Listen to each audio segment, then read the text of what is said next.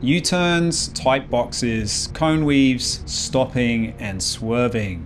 Drop the bike here and it's game over. Low speed control is the ultimate test of a rider's skill, and it's exactly where most people fail their motorcycle license test. In this video, I'm putting the spotlight on the low speed maneuvers part of your motorcycle test. It's where you have to show an assessor you can actually ride and control and maneuver a motorcycle at low speeds. And also stop and swerve at moderate speeds if needed, and handle the pressure too.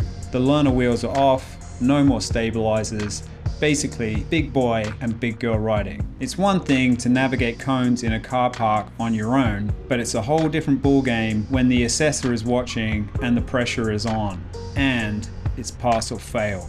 But don't stress though. By the end of this video, you'll know what they're going to be looking for and what you have to do, which is going to significantly improve your chances of passing the low speed maneuvers test.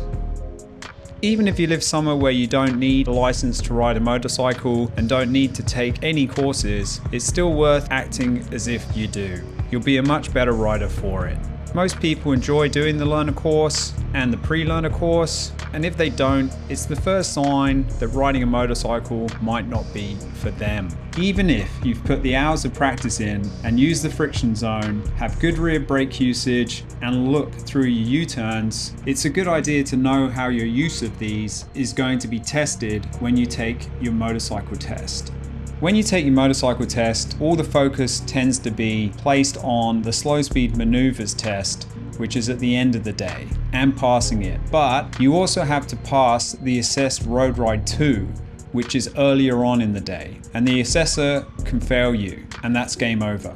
I've already done videos covering what the learner course and pre-learner course are about, and the assessed road ride. This video is specifically about the low speed maneuvers part of the test, which you have to do as part of your learner course and pass it to be able to get your provisional license, aka your P plates, which is called the most over here in Australia, MSF in the US, CBT in the UK. Basically, you have to show an assessor you can do a left turn, stop in the box, cone weave, U-turn, emergency stop, and obstacle swerve. The point of these tests is to see if you can operate a motorcycle safely at low speeds and without traffic with pressure. And you can be failed if you can't do that. Or you don't do things such as your head checks, or you keep stalling the bike, ride dangerously, and or you do things such as speeding on the range. The guy after me during the slow speed maneuvers test was a better rider than me and got a better score for the individual parts on the slow speed maneuvers test, but was failed because he didn't do his head checks. You need those points to get enough points overall to pass. He got failed. And another guy was failed instantly because they went over 30 in the run up to the emergency stop, which was classified as speeding on the range. The test center wants to help you get your motorcycle license, but they don't want to put unsafe riders on the roads. That's not good for anyone, especially you, unless you want to cause mayhem, but then you don't need a license for that. If you'd like to see where we went on the assessed road ride, ride along with me as I do the ride again. I'll put the link in the description and at the end of this video too. If you have any questions, drop me a comment below and I'll do my best to answer it. As I said earlier, to get your provisional license, aka your P plates, you have to pass the road ride and the slow speed maneuvers test too.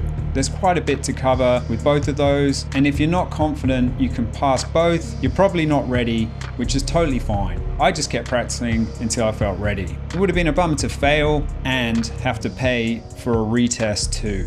Okay, so we've improved your chances of passing the slow speed maneuvers test. But before you head out and actually book your test day, we need to do a serious reality check to make sure you aren't about to waste your money. I'll put links to those videos in the description once they're done, and I'll put them at the end of this video too. If you've enjoyed this video, hit the like button and subscribe so you don't miss those videos when they go live. Thanks for watching till the end, and I'll catch you in the next one.